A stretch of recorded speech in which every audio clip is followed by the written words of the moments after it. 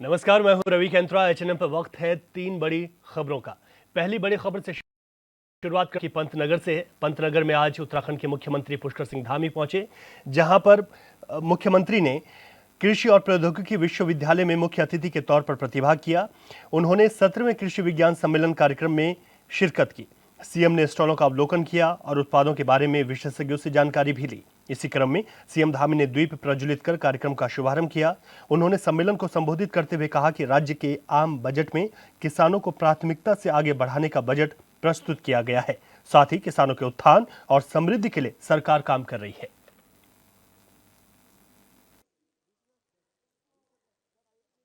भाइयों बहनों, आज प्रधानमंत्री जी के नेतृत्व में हमने भी इस बार के बजट में उसी थीम को, ज्ञान की जो थीम है भारत सरकार की, गरीब, युवा, अन्नदाता और हमारे नौजवान, उसी थीम को हमने अपने बजट में भी प्रावधान किया है। किसान हमारी प्राथमिकता में हमेशा से रहे हैं। आज मोदी सरकार द्वारा जहां एक और विभिन्न योजनाओं, अभियानों एवं नवाचारों के माध्यम से कृषि उपज बढ़ाने की दिशा में तेजी से कार्य किया जा रहा है, वहीं सभी प्रमुख फसलों की एमएसपी बढ़ाकर किसानों की आय में बढ़ोतरी भी सुनिश्चित की जा रही है।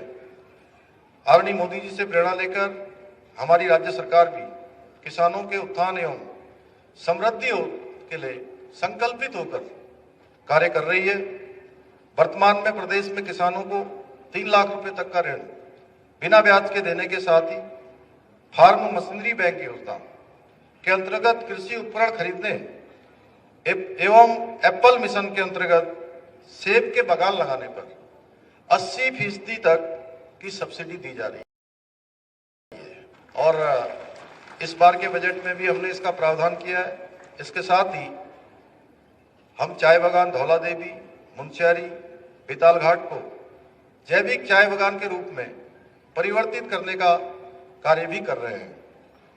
हम प्रदेश में खाद्यान्न खेती के साथ ही सघन खेती को भी बढ़ावा देने के लिए 6 अरोमा वैलियों को विकसित करने की योजना पर भी हम काम कर रहे हैं। इसके साथ ही कई विभिन्न योजनाओं, नवाचारों और प्रशिक्षण कार्यक्रमों के माध्यम से उत्तराखंड के किसान भाइयों को प्रशिक्षित करने का प्रयास किया जा रहा है। मुझे आप सभी को ये बताते हुए प्रसन्नता हो रही है कि इस वर्ष के बजट में हमने किसानों एवं पशुपालकों के उत्थान हेतु करीब 463 करोड़ रुपए का अलग से भी प्रावधान किया है।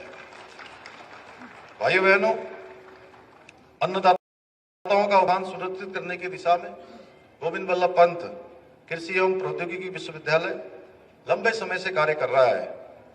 1960 से लेकर लगातार ये विश्वविद्यालय न केवल कृषि एवं प्रौद्योगिकी के क्षेत्र में निरंतर नए नए शोध कार्य कर रहा है, बल्कि देश में प्रतिभावान वैज्ञानिकों और इंजीनियरों की नई पहुंच को विकसित करने का भी महत्वपूर्ण कार्य कर रहा है। और बहुत खुशी होती है जब मैं देश में या दुनिया में कहीं भी जाता हूं तो मुझे कोई न कोई इस विश्वविद्यालय से निकला हुआ छात्र या कोई छात्रा जो किसी बड़े प्रतिष्ठित पद पर कहीं न कहीं किसी न किसी रूप में देश समाज की सेवा करने वाले जरूर मुझे मिलते हैं। बहुत आत्मीयता से सब लोग मिलते हैं और बड़ा गौरव का अनुभव होता है कि हमारा ये जो है उन्होंने नए नए आयाम गढ़े हैं, नित नई ऊंचाइयों को छुआ है। इसी क्रम में यहाँ आयोजित हो रहा ये कृषि विज्ञान सम्मेलन उत्तराखंड के साथ साथ पूरे देश के कृषि क्षेत्र में वैज्ञानिक दृष्टिकोण को और अधिक समृद्ध करने में सहायक सिद्ध होगा। मैं इस सम्मेलन में आए हुए सभी किसान भाइयों से एवं बहनों से आह्वान करता हूं कि आप लोग यहाँ पर जो स्टॉल लगाए गए हैं उन पर जरूर जाएं। और सच में कई बार ऐसे सम्मेलनों में हमें इतने सारे वैज्ञानिक एक साथ मिलते हैं, इतने सारे शोध अनुसंधान करे हुए विशेषज्ञ हमको मिलते हैं। तो ये बहुत बार ऐसा होता है कि केवल हम सुनते हैं और बहुत बार बहुत सारी चीजें हमसे केवल ऊपर ऊपर चली जाती हैं। मैं आपसे अनुरोध करना चाहता हूं कि आप लोग गहराई से जाइए, बिल्कुल गहराई से जाइए और नई नई तकनीकी, नए नए अनुसंधान जो बहुत परिश्रम और मेहनत से किए गए हैं, उन सब का लाभ अवश्य उठाएं। और उसका लाभ तभी आपको मिल पाएगा जब आप ठीक प्रकार से उसमें एकदम अंदर तक जाएंगे, हर एक जानकारी को जानने का प्रयास करेंगे। और जो हमारे स्टॉल लगे हैं उन पर विजिट भी करने के साथ साथ सम्मेलन के दौरान जो पर्वतीय क्षेत्रों में कृषि में नवाचार है, डिजिटल कृषि, जलवायु परिवर्तन और स्मार्ट पशु धन पालन जैसे विभिन्न विषयों पर आयोजित होने वाली पैनल चर्चाओं एवं सेमिनार में भी अवश्य प्रतिभाग करें। जैसा इस जिले में एक नया काम हमारे जिलाधिकारी ने पहले से शुरू किया हुआ था। पहले हमारे किसान भाइयों ने यहाँ पर हमें सारे लोगों ने आकर एक चिंता व्यक्त करी है अभी, जिसके बारे में हमारे कुलपति महोदय ने यहाँ से बात करी कि जो भूजल का स्तर है वो लगातार नीचे जा रहा है और आने वाले समय में ये हमारे लिए बहुत बड़ी चुनौती होने वाली है। देश के अनेक राज्यों में जो धान की खेती बेमौसम जो होती है उस पर रोक लगाने का निर्णय लिया, तो यहाँ पर भी उस नवाचार को आगे बढ़ाया जा रहा है। मेरा आप सबसे अनुरोध है, जैसा हमारे कुलपति महोदय ने बताया कि उसके माध्यम से जो कीट है, जो ऐसे जो हानिकारक हो सकते हैं, वो समाप्त नहीं होते हैं, जिसके कारण से लगातार कृषि और हमारे जो फसलें हैं उनको नुकसान होता है। तो इस प्रकार के जो नवाचार हो रहे हैं उसमें लोगों को जागरूक करने की भी आवश्यकता है। उत्तराखंड में बजट सत्र के चौथे दिन धारचूला से विधायक हरीश ने सरकार पर सड़कों को लेकर कई तरीके के सवाल खड़े किए। उन्होंने अपने इलाके की सड़कों की स्थिति को लेकर आरोपों की झड़ी लगा दी। उन्होंने कहा कि पोखरी, कांडा सहित दर्जनों सड़कें आज तक नहीं बनी। उन्होंने कहा कि कई बार शिकायत की लेकिन अब तक किसी ने ध्यान नहीं दिया। विधायक ने आरोप लगाया कि ग्रामीण इलाकों को लेकर बड़ी बड़ी बातें तो की जाती हैं, लेकिन समस्याओं को दूर करने के लिए विभागीय मंत्री तक ध्यान नहीं दे रहे। जिसके जवाब में पीडब्ल्यूडी मंत्री सतपाल महाराज ने कहा कि कुछ सड़कें बीआरओ के अधीन हैं, लिहाजा दिक्कतें हो रही हैं। उन्होंने आश्वासन दिया है कि जल्द ही इन सड़कों की तस्वीर बदल दी जाएगी।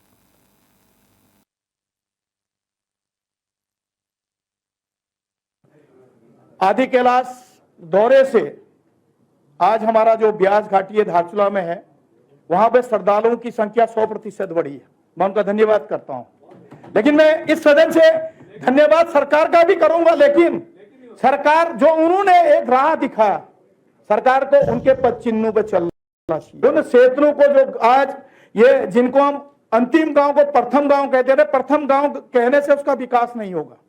हम इसको प्रथम गांव तब मानेंगे जब ये सीमांत क्षेत्रों में जितने भी गांव सड़क से वंचित हैं, इनके सड़कों का काम शुरू हो जाए, तब हम उस दिन कहेंगे कि देश के प्रधानमंत्री जी के बताए हुए रास्तों पर सरकार चल रही है। उस दिन हम आपको कहेंगे कि आप प्रथम गांव बनाने में सक्षम हुए हैं, हम उस दिन आपको धन्यवाद देंगे। लेकिन दुर्भाग्य माननीय अध्यक्ष जी, मेरे पीड़ा है, मैंने कुछ शासन से शासनादेश की कॉपी मंगाई, तो कुछ जो हमने पूर्ववर्ती सरकार में 70-72 सड़कों का शासनादेश किया था, मुझे पता चला कि उसको जो है शासनादेशी जो है कैंसिल कर दिया और उसमें लिखते हैं कि जनहित में।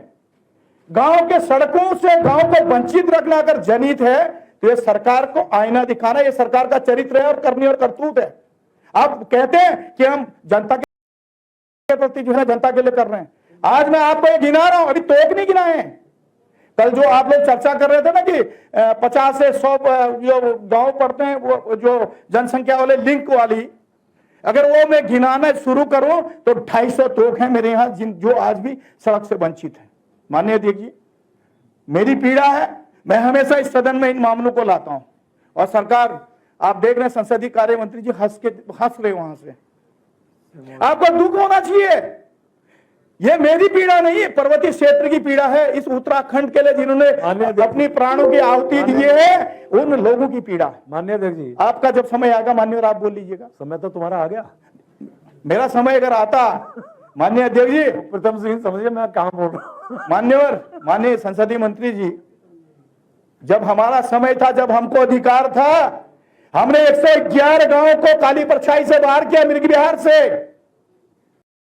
चुरा के लोग जो बरसों से आरक्षण की मांग करते थे, उनको पिछड़ी जाति का आरक्षण दिया। 70 से 90 सड़कें बनाने का काम किया। लेकिन दुर्भाग्य, आप लोगों ने एक साजिश करी, उत्तराखंड राज्य में राष्ट्रपति शासन जैसा काला कानून लगाने का काम किया, उससे ये सड़कें वंचित हुई हैं। विधानसभा धारचूला में लोक निर्माण विभाग के अधीन निर्मित मोटर मार्गों की कुल लंबाई 249 किलोमीटर है, जिसके सापेक्ष लोक निर्माण विभाग के द्वारा 146 किलोमीटर लेपित मार्ग अर्थात 58% लंबाई में तथा 103 किलोमीटर कच्चे मोटर मार्ग का सुधार एवं रखरखाव कार्य संपादित किया जा रहा है।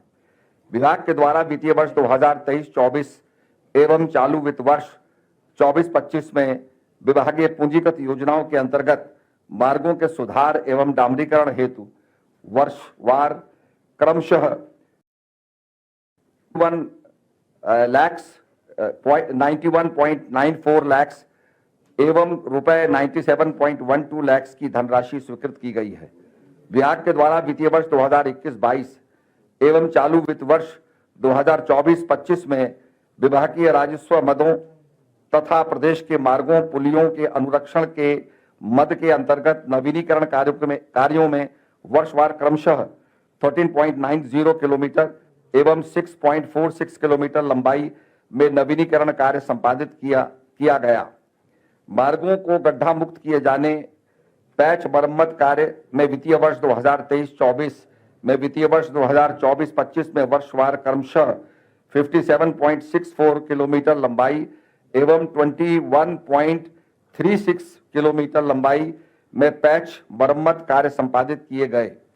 वित्तीय वर्ष 2023-24 एवं चालू वित्तीय 25 में प्रदेश में भारी वर्षा तथा भूस्खलन एवं प्राकृतिक आपदा से क्षतिग्रस्त मार्गों की मरम्मत एवं बंद मार्गों को यातायात हेतु तत्काल सुलभ कराए जाने के लिए विभाग के द्वारा SDRF एवं SDMF तथा बाढ़ भूस्खलन मद के अंतर्गत वर्षवार क्रमशः 148.64 लाख एवं 108.96 लाख की स्वीकृति प्रदान की गई।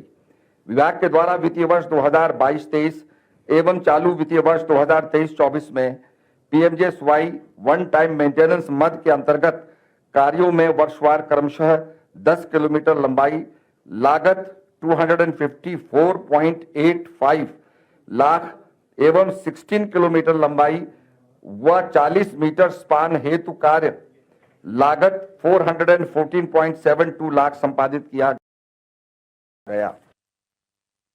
तो आपको बता दें कि उत्तराखंड में विधानसभा का बजट सत्र चल रहा है, चौथा दिन है आज। धारचूला से विधायक हैं हरीश धामी। उन्होंने कहा कि इलाके की सड़कों के हालात ठीक नहीं हैं और यहां पर PWD मंत्री सतपाल महाराज से उन्होंने सवाल किए। हालांकि सतपाल महाराज ने इन तमाम चीज़ों का जवाब भी दिया, लेकिन यहां पर हरीश धामी ने आरोपों की झड़ी लगा दी। उन्होंने कहा कि सरकार जो बात करती है धरातल पर वो एक्चुअल में है नहीं।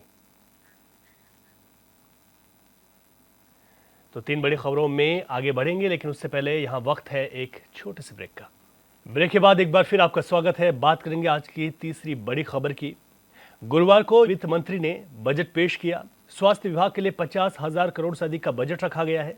दावा किया जा रहा है कि इस बजट से उत्तर प्रदेश की स्वास्थ्य व्यवस्थाएं और सुदृढ़ होंगी और स्वास्थ्य सेवाओं का लाभ आम जनता को मिलेगा।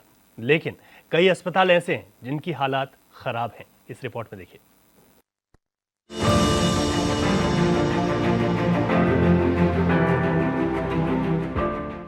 उत्तर प्रदेश की सरकार स्वास्थ्य व्यवस्थाओं पर करोड़ों रुपए का बजट खर्च कर रही है, लेकिन विभाग की लापरवाही और करप्ट कर्मचारियों की वजह से सरकारी धन का बंदरबाट हो रहा है और अस्पताल अपनी स्थिति का रोना रो रहे हैं।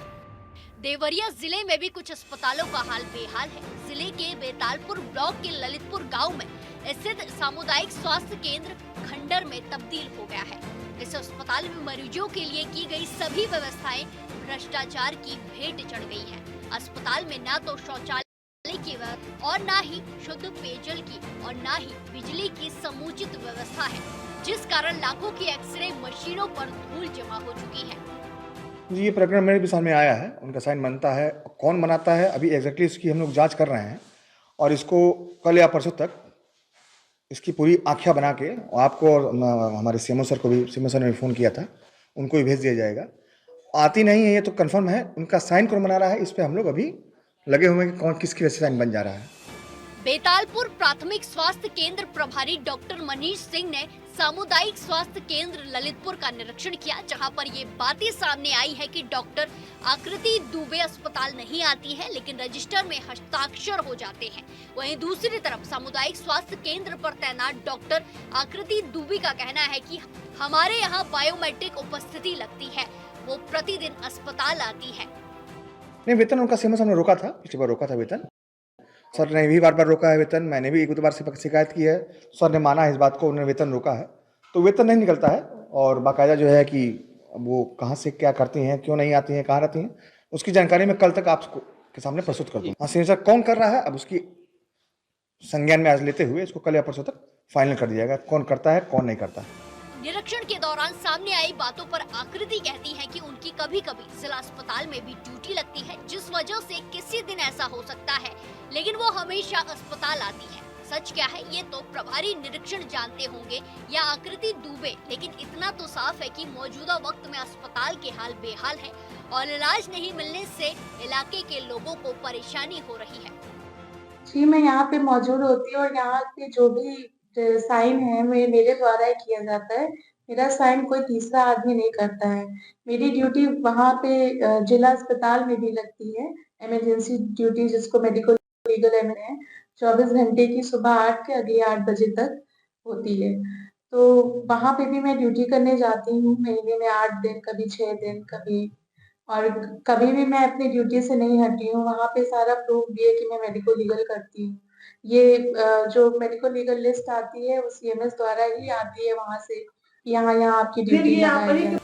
सामुदायिक स्वास्थ्य केंद्र ललितपुर की बदहाली को लेकर प्राथमिक स्वास्थ्य केंद्र प्रभारी डॉक्टर मनीष सिंह पर भी कई सवाल उठ रहे हैं। दरअसल लाखों करोड़ों का बजट आ रहा है, तो बजट का पैसा कहां खर्च हो रहा है, ये कोई बताने को तैयार नहीं है। सवाल उठ रहे हैं कि कहीं ऐसा तो नहीं कि मनीष सिंह अपनी कमियों को छुपाने के लिए सामुदायिक स्वास्थ्य केंद्र ललितपुर में तैनात डॉक्टर आकृति दुबे की उपस्थिति पर सवाल खड़े कर रहे हैं, जबकि इस अस्पताल में बायोमेट्रिक मशीन लगी हुई है और इसकी निगरानी सीएमओ कार्यालय से की जाती है।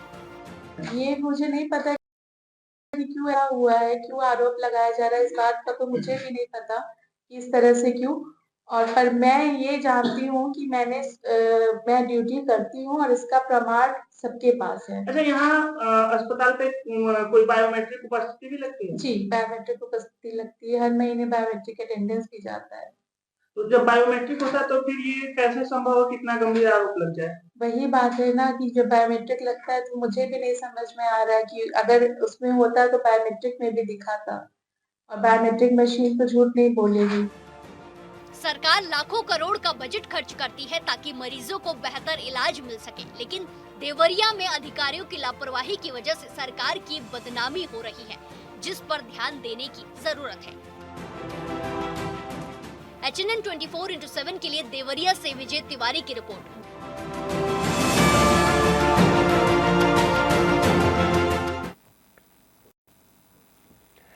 तो एक तरफ सरकार भारी भरकम बजट के साथ स्वास्थ्य व्यवस्थाओं को उत्तर प्रदेश में दुरुस्त करने की बात कर रही है, लेकिन जिला अस्पतालों का हाल बेहाल है।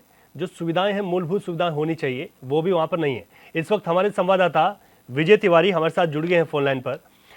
विजय, जिस तरीके से यहाँ पर बजट का प्रावधान रखा गया और हाल ही में अभी बजट पेश हुआ, साथ ही साथ अगर देखा जाए तो जो अस्पतालों के हालात हैं वो किस कदर आप देखते हैं और कहाँ पर क्या क्या असुविधाएं देखने को मिल रही हैं? विजय जी, बात की जाए देवरिया की तो इस समय देवरिया के अस्पतालों के जो हाल है वो खस्ता हाल है, और वहाँ की व्यवस्थाओं की बात की जाए तो कई अस्पताल के भवन ऐसे हैं कि जो खंडहर हो चुके हैं और वहां पर देखा जाए तो वो भूत बंगले के तरफ बदल चुके हैं। बात यही एक ताजा बात है, मामला है लीलापुर का, जो कि बैतालपुर विकासखंड के है। मैं इसमें बैतालपुर सामुदायिक स्वास्थ्य केंद्र और लीलापुर की स्थिति एकदम खंडहर हो चुकी है। की जाए वहाँ की व्यवस्थाओं की तो न टाइम से वहाँ बिजली रहता है और न वहाँ पानी, और मरीजों के लिए लगे बेड की व्यवस्था भी सही नहीं है। जिससे कि वहां आए दिन मरीजों को समस्याओं का सामना करना पड़ता है। और बात की जाए डॉक्टर की तो वहां पे 9 परमानेंट और 11 संविदा कर्मचारी तैनात हैं, जी जी जी। जो कि अपने कार्यस्थल पे तो रहते हैं, लेकिन व्यवस्था न होने के कारण वहां मरीजों की झांकियां तक नहीं जाती है। जी अच्छा विजय, जब हम बात करते हैं यहाँ पर एसीएमओ से, सीएमओ से या फिर जिले के जिला अधिकारी से, तो उनकी ओर से क्या कुछ कहा जाता है? आखिर जो व्यवस्थाएं हैं वो ठीक क्यों नहीं हो रही हैं? जबकि उत्तर प्रदेश की अगर बात की जाए तो ये महकमा खुद उप मुख्यमंत्री के पास है और इसके साथ ही साथ जो सबसे भारी भरकम बजट होता है वो स्वास्थ्य विभाग का होता है।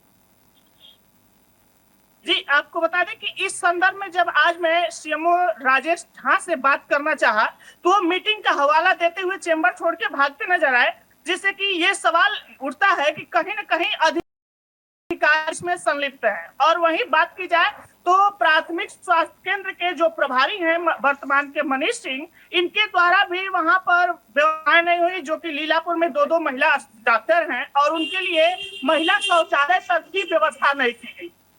विजय, जो स्थानीय जनप्रतिनिधि हैं उनका क्या रवैया होता है जब लोगों को यहाँ पर दिक्कतें होती हैं? वो अस्पताल पहुँचते हैं, ना दवाइयाँ उपलब्ध हैं, ना यहाँ पर शौचालयों की सफाई होती है, और जो तस्वीरें आपने भेजी हैं वाकई में हैरान करने वाली हैं। खंडर में तब्दील हो गए हैं अस्पताल। क्या जनप्रतिनिधि कोई इंटरेस्ट लेते हैं इस बात को लेकर, कहीं पर बात रखते हैं जिन लोगों को जनता ने चुना? जी, आपको बता दें कि जब यहाँ जनप्रतिनिधि की बात आती है तो वर्तमान की स्थिति ये है कि देवरिया मेडिकल कॉलेज ही रेफर सेंटर बन चुका है, जिसपे कि जनप्रतिनिधि जो जनता के द्वारा चुने गए हैं वो खुद अपना मुंह छुपाते हैं।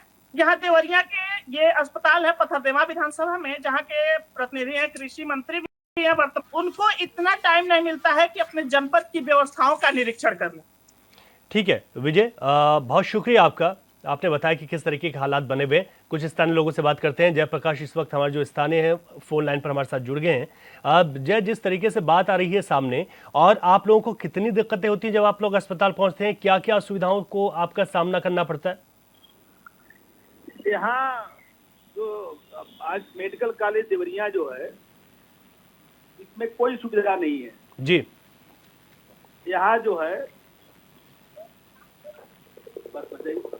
सारे लोग जो है रेफर कॉलेज बन गया है जी। मेडिकल कॉलेज नहीं है, रेफर कॉलेज है जी। 2 बजे के बाद कोई भी डॉक्टर नहीं रहता है यहाँ पे, कोई ऑपरेशन नहीं होता महिला में। सारे लोग रेफर करते हैं सीधा गोरखपुर जाने के लिए। सबसे बड़ी बात यहाँ सदर अस्पताल नहीं है। सदर अस्पताल नहीं है, सदर अस्पताल की जगह पे मेडिकल कॉलेज बन गया।